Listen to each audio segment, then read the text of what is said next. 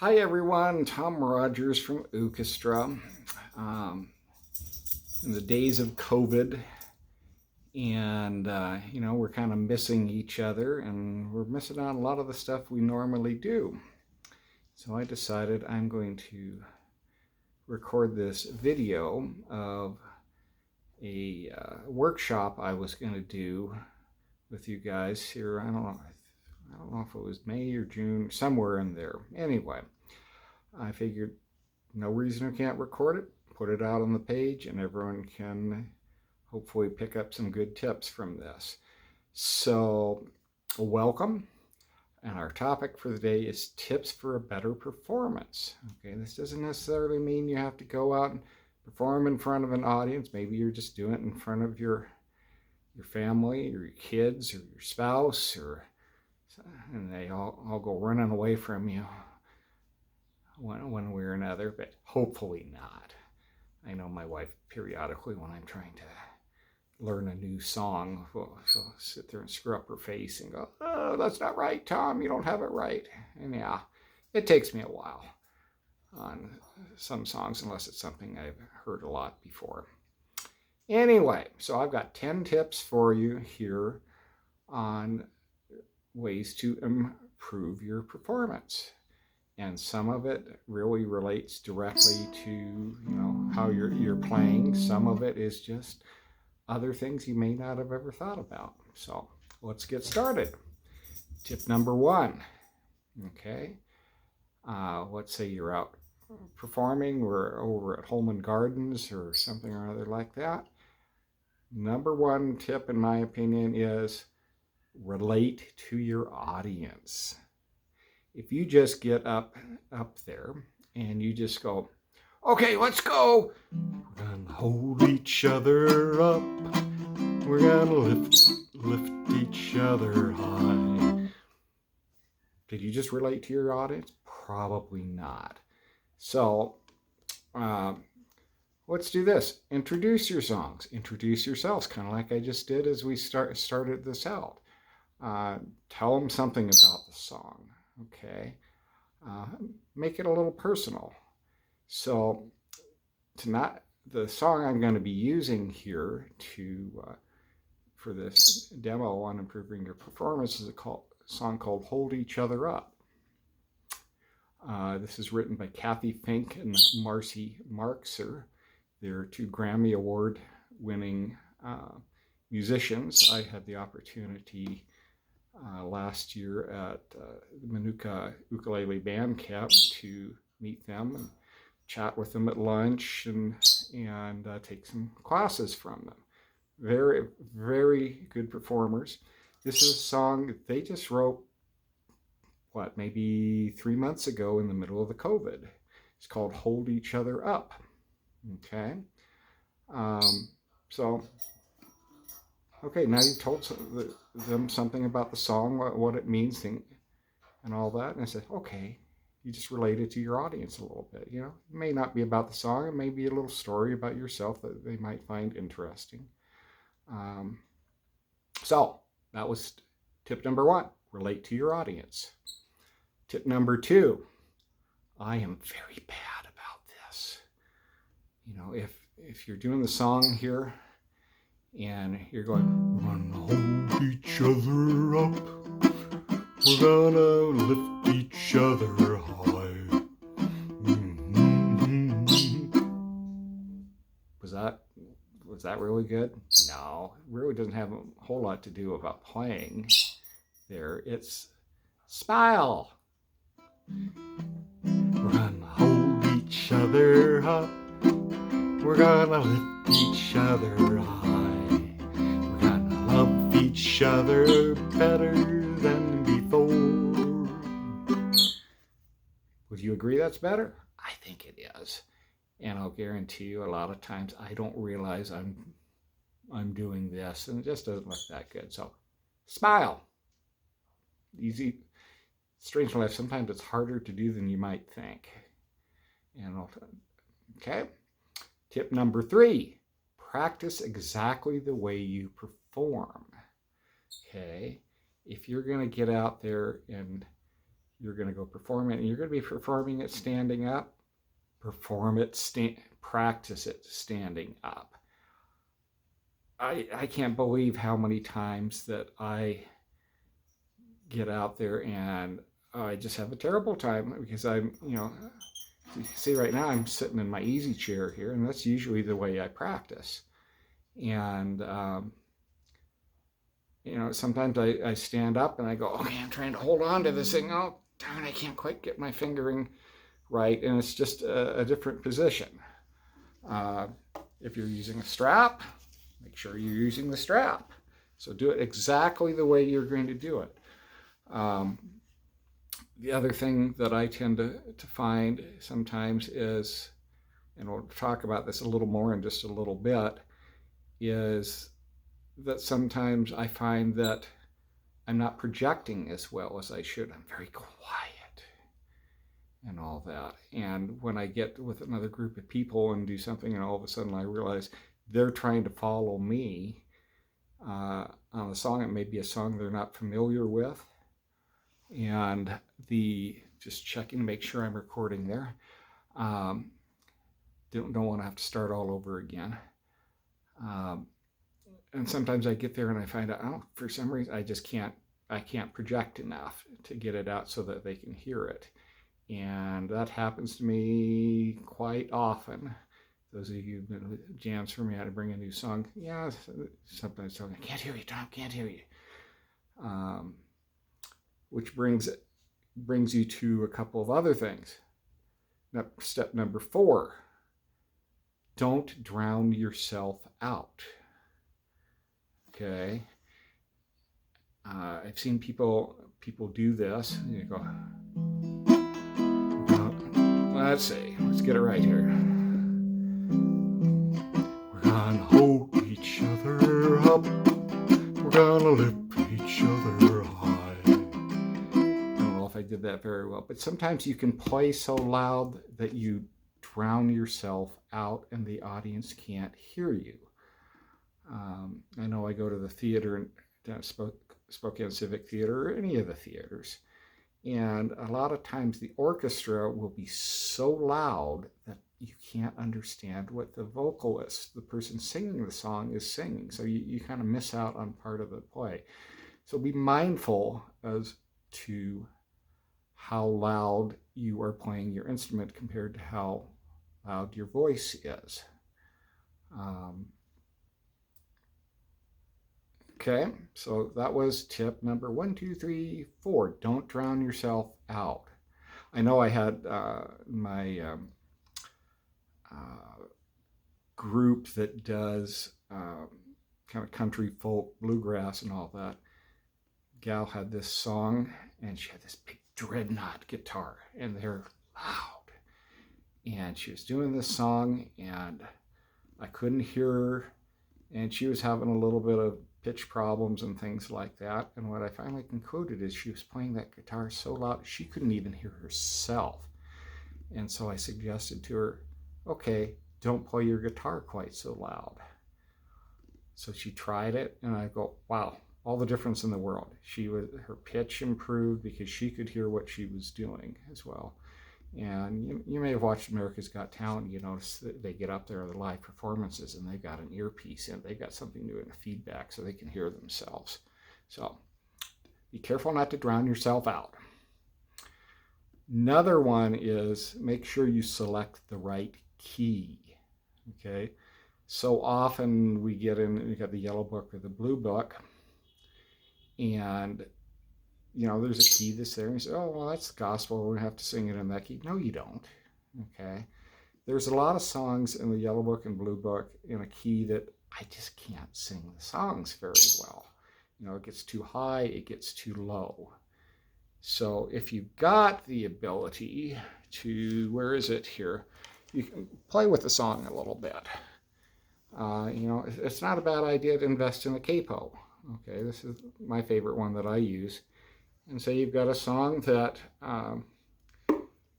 it's written down, you got used to playing it in a particular key, and you don't want to relearn the chord shapes, or you're doing it on the fly. My bluegrass group, A lot of times we'll have music written in one key and they say, oh no, I want to take it from C and we're going to go play it in F. Or worse yet, they say F sharp or something. I go, F sharp, what am I supposed to do with that? I have no idea what all my chords are in F sharp. So if you got the capo, you can then easily change the key. I personally, I have a tendency to pick a key initially when I'm practicing at home that is too low a key. And then I get out there and play with somebody else, and then I find I can't project. I just won't work. Okay, so select the right key is very important. So for example, this Hold Each Other Up song, I've got it here written the key of C, and what I'm going to do here is do it in the key of A for a second. Let me pull it up in the key of A, okay? And you'll see partway through this song, there's no way I can do it. It just doesn't work. So, we're gonna hold each other up. We're gonna lift each other high. Gonna love each other better than before. This old world will keep on turning, and our hearts will keep on yearning for each other when the world is so unsure. Now you can tell I was struggling a little bit with that one. Okay, so now I'm going to change the key to C.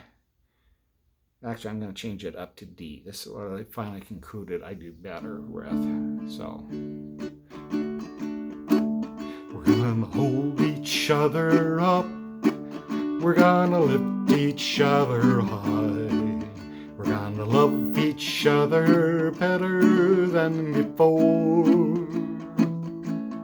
This old world will keep on turning, and our hearts will keep on yearning for each other when the world is so unsure. Sounds a lot better because I can project. I'm not trying to growl out those low notes. You know, and sometimes it may be the other way around. Maybe it's too high for you. But D seems to be just about right for me. Okay, so pick the right key. Get back to my notes here. So, okay. The other one is that don't drown yourself out. How about number 6? Don't drown out others. Okay, when you're happen to be playing with other people, sometimes you end up playing loud because you're trying to hear yourself, but you don't realize you're drowning out everybody, the person who's leading the song, especially if they're not very loud. A lot of times in jam groups, when they're doing that, you'll get someone who can't say, they don't have the projection. And you've got to be aware of what they're doing.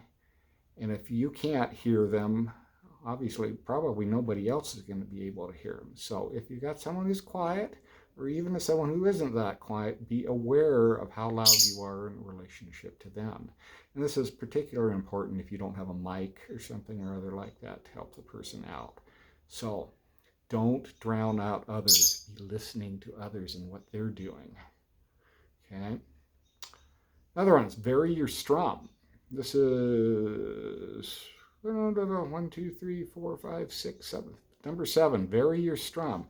Songs can be a little more interesting if you vary it. You know, it may be you stop and don't strum for a little bit, or maybe you're doing, you know, a regular shuffle strum or something. You know, if you keep doing that, can get a little boring over time. Okay, so you know, one of the things I've gotten since I've learned Travis picking is some parts of the song, they sound more interesting like that, and then you can go back and forth. So for example, on Hold Each Other Up, I like to kind of strum maybe shuffle strum or something like that in the chorus, and then when we get to the verses, which has got a different feel, I switch over to finger pick. So kind of like this. And hang on, I want to get into the right key here again. Okay. Gonna hold each other up. We're gonna lift each other high. Gonna love each other better than before. This old world will keep on turning, and our hearts will keep on yearning for each other when the world is so unsure. Now I'm gonna change it up. We've seen troubles in the past, some gone by and some got lost. There's one thing that can help us all get by. If we listen to our hearts, each new day's a brand new start. We can love each other better if we try. Hold each other up. We're gonna lift each other high. Okay, you get the idea. Now, it doesn't have to be a Travis pick or anything. It may be, go from a calypso strum or just something to vary things up. Okay, so different strums. Let's see, back to my notes. I think we're up to number 8 here. Okay. This can be one of the hardest things. Number 8, memorize your song. Okay. And the reason, if you work at it, it can take a little while. I've got a couple songs that I've got fully memorized, and what's neat about it is, remember, relate to your audience. If you're like this, we're gonna hold each other up. We're gonna lift each other high. Gonna love each other better than before. This old world. Okay, as you can tell, I don't have this one totally memorized, but if you're doing this, we're gonna hold each other up. We're gonna lift each other high. You can relate a lot more because you don't have your head down like this, okay? And you can play off the audience, and I love looking around in the audience, pick someone out, and smile at them, and hopefully they smile back, okay? So wherever possible, try and memorize the songs if you can. I know that it takes time, but you do need to do that. Tip number 9, be there to have fun. Yeah, you may be nervous, but if you're going to play for someone else, pick something you really like, you're comfortable with, and just have fun with it. One of my favorite have fun with it songs is Should Have Had Dogs. One of the things, remember I said select the right key. I got to perform at the ukulele band camp. They had a deal on improving your performance, and Kathy Fink was the person who was doing the little session. And I got up there, and I do normally put a capo on and play in the key of G. Oh, by the way, this is a baritone ukulele, so if you're trying to follow what I'm doing here on the chord shapes, you might have a little bit of difficulty. But I got up there to do it, and I did the song, and I forgot to put the capo on. And in the key of G, this is just a little bit low for me. And she looked at me and she says, "You got a capo?" And I says, "Yes." And I'm going, "Oh, crap." But anyway, the Should Have Had Dogs, this is a fun one because it relies upon a lot of expression and all that. If you'd known about an angry wife with a 2x4, If I'd only listened when you told me about a mother-in-law. I'm messing up all my chords, sorry here. Let's try that again. If I'd known about an angry wife with the 2x4. If I'd only listened when you told me about a mother-in-law. If I'd only known how much things change when you say I do. Well, you wouldn't have done what I did, I'm telling you. Well, I would have had dogs. Oh, I would have had dogs. If I'd known then what I know now, well, I would have had dogs. So, have fun. If you got a song like that that's kind of cute, you can have so much fun playing with it. And I just love watching people when we get to the punchline that I would have had dogs in this song. People on the audience go, yeah, okay. There's also a line in there about, well, my eldest son has survived till 17. I see people nodding. So have fun with it. Okay, that was number 9. Number 10, you do what I'm doing right now. Record yourself. You got a cell phone, you got a tablet, set it up, record yourself, watch what you're doing. That's one of the places, like, number 2 was smile. That's where I realized so often I will get out here and I'll just, especially if a lot of times I'll do an intro and I'll hum and I go like that, or I'm looking down or something or other. But you can pick up things that way, and you can catch it, before you play it for an audience or something or other like that.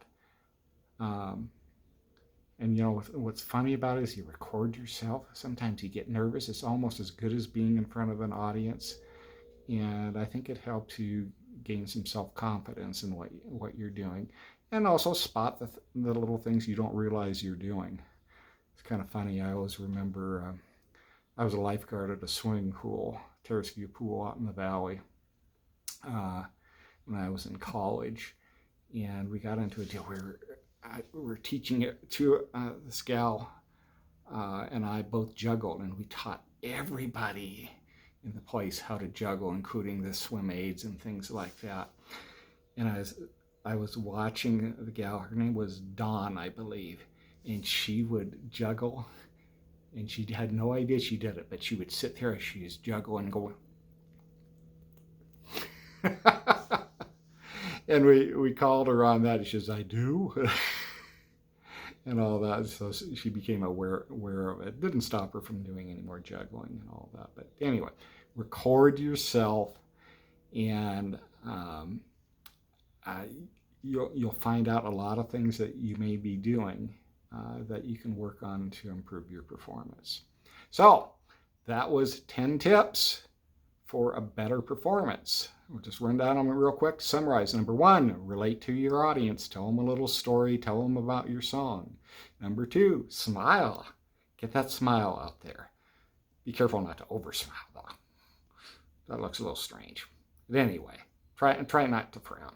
Number 3, practice exactly the way you perform. If you're going to be standing up when you do it, practice it standing up. If you're going to be sitting on a stool, sit on the stool. Okay? It's amazing. Don't drown yourself out. Don't play that instrument so loud that you can't hear, they can't hear your voice, or you can't hear yourself. Select the right key. Makes a big difference at how well you can project. Number 6, be listening to other people. Try not to drown them out. It's just as bad, and it's probably even worse than drowning yourself out. Inconsiderate. Vary your strum. Try and meld different types of strums into your songs. Even in the same song. Think about that. Try and memorize your song. So much better if you got it memorized. You can look up and you can be relating to your audience. Okay. Have fun. Isn't that what we're here to do anyway? Okay. And record. Number 10, record yourself and see what others are seeing. and then work on correcting anything that you don't like. Okay? I hope you had a good time. It looks like I've done about 25 minutes here. Hopefully this will actually let me upload it to the net. And until we get together again and we kick this horrible COVID in the butt, I don't know what I want to say. Have fun strumming. Okay, bye now.